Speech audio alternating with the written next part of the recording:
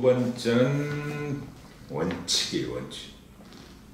저는 뭐 이거 서점에 가서 들고 왔는데, 일단 장정이 재밌고, 그 다음 뉴욕타임즈 베스트 1이고, 빌 게이츠가 추천했고, 늘 말씀드립니다만, 빌 게이츠 자기 블로그입니까 페이스북입니까 독서 올리는 거 아시죠?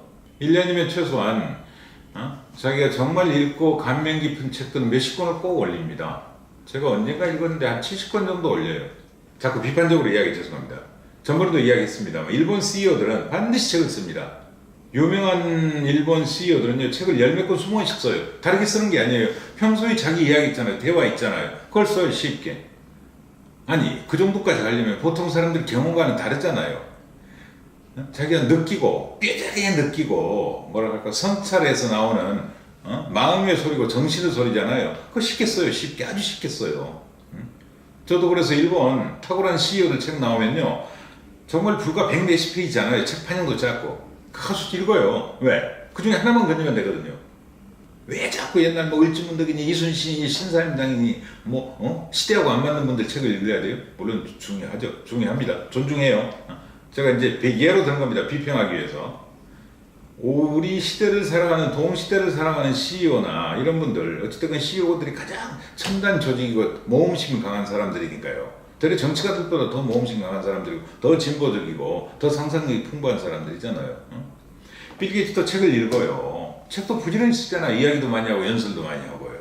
얼마 전에 번역된 오바마 대통령 연설 문집도 봤는데요. 재밌어요. 우리 연설 문집과는 완전히 달라요. 아 이래서 사람들이 연설 듣고 있구나. 재밌구나. 그 다음 비교를 해보는 거죠. 아 내가 평소에 어디 가서 인사말 할 때 엇박과는 뭐가 다른지. 아 이런 점은 나하고 비슷한 점이네. 아 이런 점은 내가 좀 손봐야 되겠구나. 우리나라 연설은 천편일률적이잖아요. 맨 앞에 국민 여러분 한 다음에 어쩌고 저쩌고 누구 감사하고 누구 감사하고 누구 감사하고. 연예인들 상 받을 때 연설문이나 그 다음에 정치인들 연설문이나 회사 사장 연설문이 똑같잖아요. 획일적이고 개성이 없잖아요. 재미가 없잖아요. 그러니까요. 말을 그렇게 못하고 글을 재밌게 못 써가지고 어떻게 무슨 재미가 있겠어요. 빌 게이츠는 책을 열심히 읽어요. 그리고 서평까지 써내요. 나는 이걸 보고 어땠다 추천한다고 써내요. 그리고 이 추천 자체가 사람들한테 이렇게 책을 홍보하고 안내하는 장점이 되잖아요. 아 우리도 좀 그랬으면 좋겠어요. 뭐가 자신 없어서 이야기를 안 합니까? CEO들이. 자기 경험 이야기하고 자기 실패 이야기하고 그런 것들을 나눠주는 게 의무잖아요. 의무. 제가 뭐 잘나서 책 가지고 떠들겠어요? 그 다음에 제가 이야기하는 것 중에 남들은 뻔히 하는 거 너무나 많을 겁니다. 너 이제 그걸 알아? 너 이제 알았어? 너 그것 가지고 지금 자랑하는 거야? 너 그것 가지고 카메라 비이야기하고 있어? 이럴 거예요. 그럼에도 불구하고 하는 거예요. 누군가는 모를 수 있고 누군가는 나누고 싶은 거죠. 또 뻔히 아는 이야기라도 같이 축구를 보더라도 서로 강조점이 다르잖아요.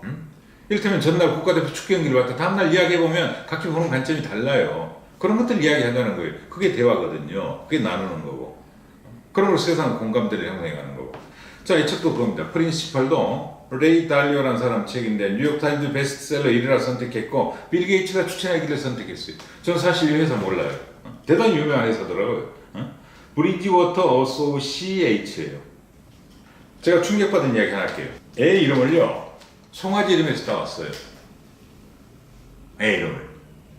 읽어드릴게요. 79년 3월 26일 아내는 첫 아들 떼번을 낳았다. 어려운 결정이었다. 쭉 지나가서 첫째 아들의 이름을 떼번으로 지은 것은 일과 개인 생활이 어떻게 서로 연결됐는지를 보여주는 한 가지 사례다. 떼번이라는 이름은 가장 오래된 송아지 품종 가운데 하나에서 따온 것이다. 송아지 종자 이름이에요.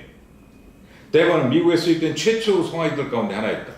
출산율이 높은 품종으로 유명하다. 떼번이에요. DEVON. 이분이 뭘 한 줄 아세요? 자, 맥도날드가 치킨 맥너겟이라는 새로운 상품을 계획을 했는데 닭고기 가격이 변동이 되면 맥도날드 특성상 팔아먹을 수가 없잖아요. 그래서 출시를 꺼리고 있어요. 왜냐면 닭고기 생산업체가 비용이 상승하면 고정된 가격으로 안 판다 이거예요. 이걸 어떻게 모형화시킬 거냐. 닭고기 생산업체가 가장 걱정하는 변동성 비용은 사료 가격이었어요. 그렇죠. 닭 키울 때 가장 비싼 건 사료죠. 나는 그 회사에다가 옥수수와 대두 선물 혼합해서 비용을 고정시킬 수 있는 방법을 가르쳐줬어요. 아시겠죠? 자, 맥너겟의 생산에 치킨으로 만든가 봐요. 맥너겟은 닭고기로 만든가 봐요. 자, 맥너겟 가격이 일정해야 돼요. 하나에 한 공기에 1,000원 해야 돼요. 근데 닭고기 가격 변동이 심해. 그럼 맥도날드는 납품을 받을 수가 없어. 닭고기를. 소비자들은 그 가격이 민감하니까요. 몇 가지 민감 품목 있잖아요. 라면, 햄버거 있잖아요. 우리나라 쌀 이런 거. 막걸리, 소주 이런 거요. 그러면 누군가는 이 문제를 해결해야 돼요. 어떻게 해결했느냐? 옥수수하고 다른 사료 이걸 선물을 통해서 위험을 해지하고 안정적으로 사료를 공급받을 수 있는 모델을 이 사람이 만들어준 거예요. 그러니까 맥도날드가 맥너깃을 판매했다는 거예요. 자, 그래서 83년에 맥너깃을 출시했고 나는 맥너깃 출시를 도와준 일에 자부심을 느낀다.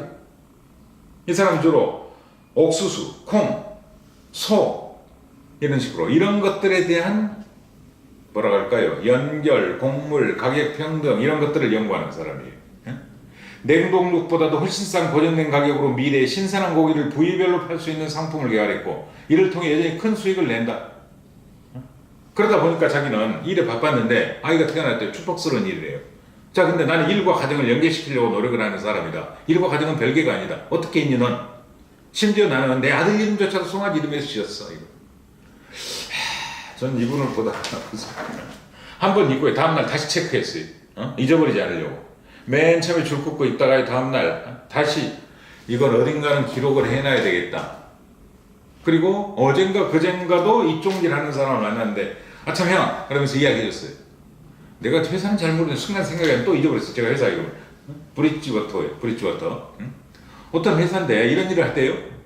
뭐 맥락에 술취할 때 이렇게 써먹으시겠대요. 근데 그 사람이 자기 이름을 뭐라고 지은 줄 알아요? 송아지 종자 이름을 따갔대요. 내가 그랬어요. 너무 놀랐어요. 근데 사람이 성공하려면 그 정도는 해야 되나 봐요. 제가 그랬어요. 저한테도 로망이죠. 근데 동양식 사람 이름 속에 철학을 담거나 이런 나라에서는 쉽진 않겠지만 이 정도로 과연 세계적인 기업가가 되려면 이 정도로 하는 거예요. 이 정도는요. 근데 재밌는 게 이 책은요. 철저히 실용적인 책입니다. 일부는 자기 이야기지만 이부는 자기 성공, 실패, 경험 이런 것들을 구체적으로 드러났어요. 도표도 그려놓고 이렇게 해라, 이렇게 해라, 이렇게 해라 이런 식으로요. 그림까지 그려가고 어떤 식으로 해라 1, 2, 3, 4 해가지고요. 예를 들면 사람들을 끊임없이 교육하고 검증하고 평가하고 분류해라. 뭐 구항은 이런 그다음 소목차 달아가지고 그다음에 목표를 달성하려면 기계를 작동시켜서 조직을 관리해라. 자기 조직 철학 살아있는 요 조직 원리를 다 써놨어요. 대단히 두꺼운 책이죠. 저야 뒤에 읽을 필요는 없잖아요. 저도 작은 조직을 관리하기 때문에 이 중에 저한테 맞는 목차 쭉 보고요. 아, 내가 꼭 보고 싶은 이야기 있어요. 그래. 이 부분 찾아보자 그러면서 뒤에는 몇 부분만 보는 겁니다. 앞에 3분의 1만 있고요. 뭐 누구나 독서 요령이지만 저는 그렇게 독서를 하거든요. 다시 하여튼 강조합니다만 이 책도 보니까 지금 여름 휴가 때 추천한 책으로 돼 있어요. 어느 언론사에는. 레이 달리오라는 브리지워터라는 그런 미국 기업가가 쓴 책인데 자신만의 조직 원리, 경영 원리를 쓴 책이에요. 이분이 가지고 있는 열정은 일부만 읽어도 충분히 느껴져요. 하여튼 한국에서 기업하는 분들이 좀 더 자신들의 경험과 지혜와 경륜, 자기들의 목소리를 나누는 그런 시대가 됐으면 좋겠어요. 일자리 창출하고 일자리 만드는 것도 중요합니다만 자신들의 철학, 우리 시대에 살아있는 철학자들이 기업인들이니까요. 나눴으면 좋겠다는 말씀을 드립니다. 마치겠습니다. 고맙습니다.